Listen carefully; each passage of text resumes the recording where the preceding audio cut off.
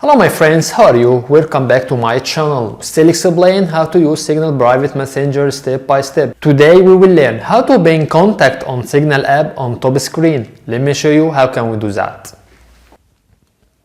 Click on Signal app icon. Select the contact which you want to pin. For example, let's try this one. Press and keep pressing. You will find pin on top, press on it. The second one, let's try this one. Press pin.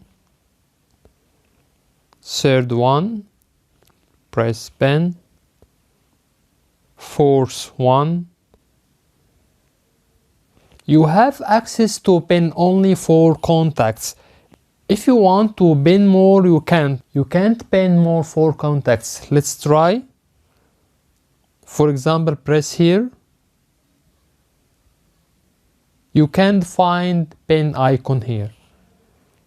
That's it. If you find that our content is helpful and you are interested in this type of video, you can subscribe our channel. Also, you can leave your comment. We will do our best to respond all comments as soon as possible. Thank you for watching and see you in next video.